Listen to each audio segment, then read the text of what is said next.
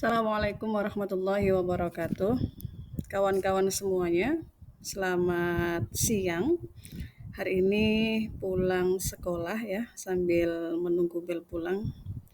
Saya akan berusaha untuk membedah ya. Sebenarnya bukan membedah ya, kita berbicara sekilas tentang salah satu buku yang saya baca, yaitu buku The Growth Mindset Coach karya Annie Brook and Heather Hanley yang berbicara tentang mindset ya, tentang mindset.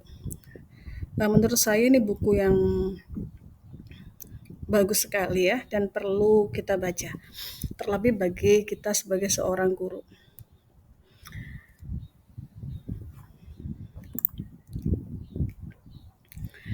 Dalam buku ini diceritakan ada dua mindset yang dikenal. Yang pertama adalah mindset tetap.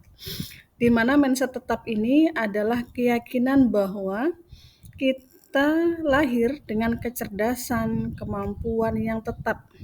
Nah, jadi sejak lahir sampai kapanpun, orang itu terlahir dengan kemampuan dan kecerdasan yang tetap.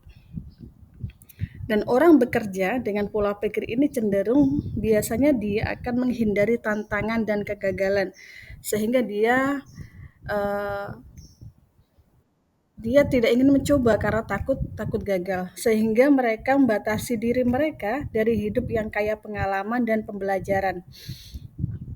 Membatasi untuk belajar, membatasi untuk kaya pengalaman karena takut akan kegagalan. Ini adalah orang-orang yang memiliki mindset tetap. Nah, yang kedua, ini adalah mindset bertumbuh. Di mana menurut mindset bertumbuh menyatakan bahwa keyakinan bahwa dengan latihan, ketekunan, dan usaha, seseorang itu memiliki potensi tanpa batas untuk belajar dan berkembang.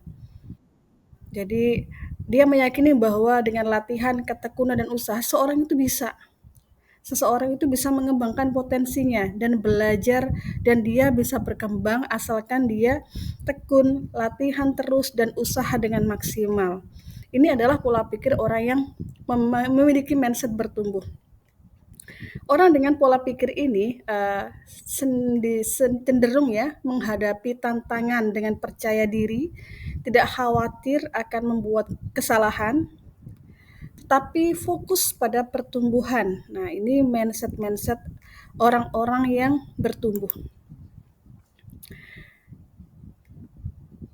Pada hakikatnya, kawan-kawan semua, orang yang memulai hidupnya atau semua orang itu memulai hidupnya dengan mindset tumbuh ya. Jadi semua orang termasuk saya, kita semuanya itu mengawali hidup dengan mindset bertumbuh.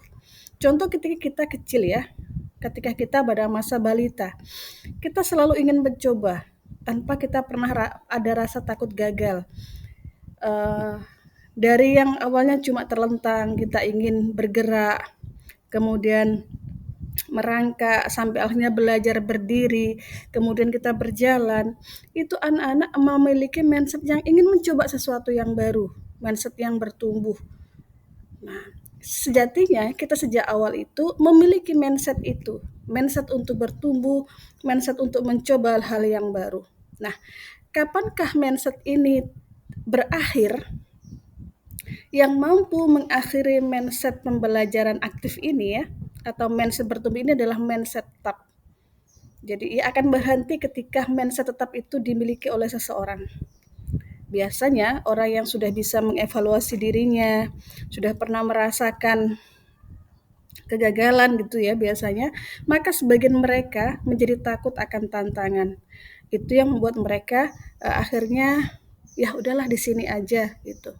Malas untuk berbuat, takut untuk berbuat karena takut salah, takut gagal. Bagian pertama yang dipelajari dari buku ini adalah mengajar itu latihan, bukan kesempurnaan. Jadi buku ini ada beberapa bagian ya, beberapa bagian yang dituliskan dalam bulan ya, itu uniknya dalam bulan. Nah, yang pertama itu tentang mengajar itu latihan, bukan kesempurnaan. Karena ini sebuah latihan, sebuah perjalanan, bukan sebuah kesempurnaan, maka kita perlu membuat sebuah target, sebuah ukuran capaian yang akan kita tuju, yang menggambarkan proses perjalanan kita itu akan seperti apa. Sehingga dengan target yang kita buat, kita akan tertantang untuk memenuhi itu. Akan tertantang untuk melangkah selangkah demi selangkah dalam mencapai tujuan kita. Kemudian, mindset bertumbuh itu lebih menekankan proses daripada kesempurnaan. Ya, ini luar biasanya menjadi mindset bertumbuh. Orang-orang yang memiliki mindset bertumbuh itu lebih fokus pada prosesnya. Dia menikmati prosesnya. Dia belajar dari proses-proses hidup yang dia lakukan, dia jalani gitu ya. Sehingga pada poin pertama ini, mengajar itu latihan, bukan kesempurnaan. Bagian yang kedua pada buku ini adalah setiap orang itu bisa belajar. Maknanya apa? Bahwa setiap orang itu memiliki potensi untuk tumbuh, berkembang, dan berprestasi di bidang apapun. Jadi bukan di justice bahwa yang sukses itu, yang berhasil itu orang yang hanya akademiknya bagus, tidak. Tetapi setiap orang memiliki potensi untuk tumbuh, berkembang, berprestasi di bidang apapun. Kemudian, maka yakinkan kepada diri kita dan anak-anak kita bahwa dengan kerja keras, ketekunan, mereka bisa berhasil, mereka bisa bertumbuh jauh dari titik mereka saat ini. Kita sebagai guru, mari meyakinkan kepada diri kita dan anak kita. Jangan menjustis anak hanya dari asesmen awal mereka, dari penilaian awal mereka, karena itu tidak menentukan akhir dari capaian yang akan mereka miliki seperti itu. Sejatinya seorang guru adalah kita yang mampu untuk memotivasi anak kita, mampu meyakinkan diri mereka bahwa mereka bisa dengan kerja keras, dengan ketekunan, dengan usaha. Tidak peduli dimanapun posisi mereka saat ini, asalkan anak-anak kita mau berusaha, mau berproses, mau berusaha maksimal, tekun, insya Allah mereka bisa. Itu poin yang kedua. Jadi luar biasa sekali ya buku ini.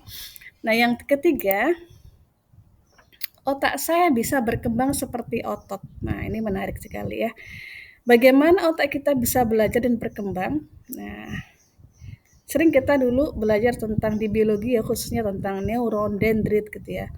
Yang semakin banyak rangsangan, semakin banyak dia digunakan berpikir, dirangsang, maka sel-sel jaringan-jaringan yang ada di otak itu akan semakin tersambung sinap-sinapnya, sehingga dia akan berkembang ya. Jadi otak kita bisa berkembang seiring kita memfasilitasinya dengan sesuatu yang positif ya, dengan mindset yang bertumbuh, tidak stagnan, tidak tetap. Yang keempat adalah saya memegang peranan penting dalam belajar ini. Ini bagian keempat dari buku ini. Di sini kita berusaha menghadirkan dan meyakinkan kepada anak-anak kita bahwa mereka merasa nyaman di kelas. Kelas kita adalah kelas yang aman, kelas yang ramah, kelas yang nyaman untuk mereka belajar, untuk mereka bertumbuh. Kelas kita adalah kelas yang akan menumbuhkan potensi-potensi mereka. Kelas kita adalah kelas yang memberikan peluang mereka untuk mencoba hal-hal yang baru, bukan menjustis seseorang. Nah, kemudian yang kelima, murid yang bermindset tumbuh, mereka akan suka tantangan. Nah, jadi sesuatu yang mereka lakukan, ketika mereka memiliki mindset yang bertumbuh, maka mereka akan menyukai tantangan, ya. Ketika kita berikan tantangan mereka di kelas, kita berikan tugas yang menantang di kelas, ya, sehingga membuat mereka untuk berusaha lebih baik lagi. Kemudian yang selanjutnya pentingnya memberikan penghargaan yang berbasis pada proses, ya, berbasis pada proses. Dan ini perlu dirancang lebih konkret lagi, ya. Kemudian yang keenam, masukan itu hadiah, terima saja, ya. Masukan dari guru itu adalah hadiah, maka perlu kita terima. Masukan adalah bagian yang amat penting dalam mengembangkan ruang kelas. Penelitian Dweck berpusat pada pemberian pujian kepada anak-anak dengan cara merayakan usaha yang mereka kerahkan terhadap sesuatu. Jadi masukan, penghargaan atau pujian, maka berikan sesuai dengan usaha yang mereka lakukan. Jelaskan prosesnya di situ dan situasinya bagaimana, sehingga anak mengetahui dan lebih terbangun lagi apa yang perlu saya perbaiki ke depannya. Itu jauh lebih bermakna daripada hanya sekedar kita memberikan sebuah pujian, kamu hebat, kamu baik, tapi tidak tahu di mana kebaikan mereka. Maka berikan masukan itu sesuai dengan prosesnya, sesuai dengan usaha mereka. Contohnya ini, ya. Seringkali kita memuji anak dengan kamu pintar sekali.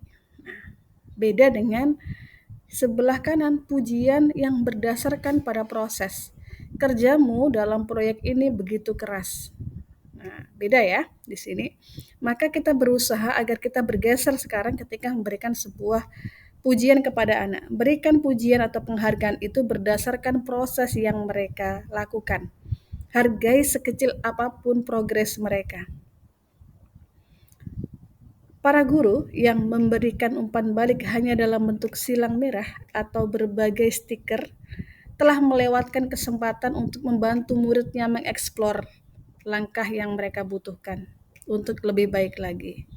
Karena itu, gunakan umpan balik kita itu sebagai sarana untuk mengeksplor langkah-langkah mereka. Karena kita memberikan umpan balik sesuai dengan proses, sesuai dengan kerja-kerja mereka. Yang ketujuh, sebuah target tanpa rencana hanya keinginan. Maka ketika kita sudah membuat target, buatlah rencana-rencana yang akan kita realisasikan. Yang kedelapan, kesalahan adalah kesempatan belajar. Membuat kesalahan dan menghadapi kendala dalam pembelajaran hanyalah bagian dari proses menuju penguasaan. Seringkali anak-anak itu takut mengambil risiko. Karena itu mari kita hadirkan kelas-kelas kita adalah kelas-kelas yang aman, nyaman untuk mereka bertumbuh. Memberikan kesempatan bagi anak-anak kita untuk gagal yang produktif. Artinya mereka tidak takut untuk mencoba. Sehingga akhirnya mereka bisa berhasil dari proses uji coba yang dia lakukan. Mereka tekun, mereka pantang menyerah, mereka pekerja keras. Jadikan kelas kita kelas-kelas yang seperti itu, yang mampu membangun ketekunan mereka, keuletan mereka, dan menjadi tempat yang nyaman untuk mereka mengadakan uji coba. Nah, apa perbedaan antara tidak tahu dan belum tahu? Nah, belum tahu itu kata kecil tetapi memiliki makna yang sangat besar yang mendorong kita memiliki mindset bertumbuh. Belum lulus dengan tidak lulus itu berbeda. Ya. Kata belum itu akan mendorong kita untuk melakukan sesuatu. Mendorong kita untuk memiliki mindset bertumbuh. Mendorong kita untuk belajar. Karena itu, yang terbiasa dengan kata tidak, maka mari kita ganti dengan kata belum. Yang kedua, nilai akhir dan pengukuran prestasi memberitahu Anda letak seorang murid saat ini, tetapi tidak memberitahu Anda di mana mereka akan berakhir. Jadi jangan menjustis anak hanya dari asesmen yang kita berikan. Ia hanya sekedar informasi yang akan membuat kita merancang proses belajar yang terbaik untuk mereka. Itu adalah alat untuk mengukur, tetapi tidak untuk menjustis anak, kesuksesan dan kegagalan anak saat itu. Yang ketiga, penilaian bisa memberikan mindset tumbuh seseorang. Karena itu, kita perlu melakukan penilaian yang merefleksikan nilai praktek, nilai usaha mereka, kerja keras mereka.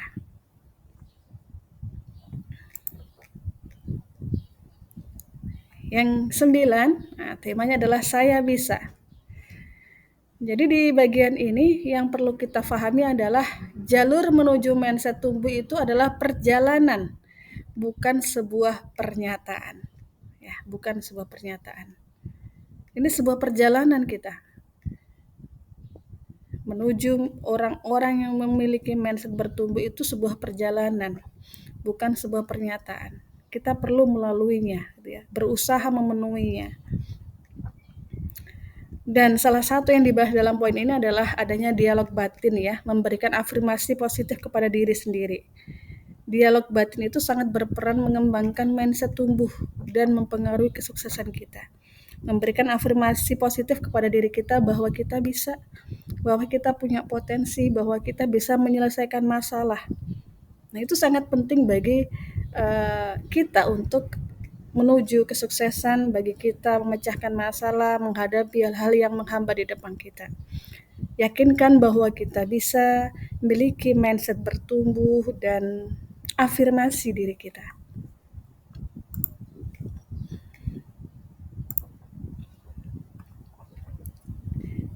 Yang terakhir adalah hari baru adalah kesempatan baru untuk berkembang. Nah, dari tulisan Dr. Seuss mengatakan, kamu akan sampai ke tempat-tempat yang hebat. Hari ini adalah harimu, gunungmu menunggu, maka jadi berjalanlah. Jadi kalimat ini sangat memotivasi kita bahwa setiap hari adalah momen bagi kita untuk berkembang, kesempatan bagi kita untuk bertumbuh, maka mari kita manfaatkan. 5 situasi yang bisa digunakan para pemegang mindset bertumbuh dan berkembang adalah tantangan, kendala, usaha, kritik, dan kesuksesan orang lain. Jadi orang-orang yang bertumbuh, mereka akan menghadapi tantangan. Mereka akan mencoba hal-hal yang baru. Mereka menerima kritikan. Mereka belajar dari kesuksesan orang lain. Tetapi orang-orang yang memiliki mindset tetap, mereka biasanya akan menghindari tantangan, berusaha tidak mengalami kendala apapun sehingga tidak mencoba, tidak mau menerima kritik dan saran. Nah, itu biasa yang dilakukan oleh orang-orang yang mindsetnya tetap. Karena itu, mari kita habiskan beberapa waktu kita untuk berproses menjadi pribadi, menjadi guru yang memiliki mindset bertumbuh dan berusaha mempraktikkannya. Terima kasih. Semoga sedikit paparan dari buku yang saya baca terkait The Grow Mindset bisa memberikan manfaat untuk kita semuanya. Kita menjadi pribadi-pribadi guru yang memiliki mindset bertumbuh. Terima kasih, sampai ketemu di Bicara Buku, Bedah Buku pada edisi selanjutnya. Terima kasih. Assalamualaikum warahmatullahi wabarakatuh.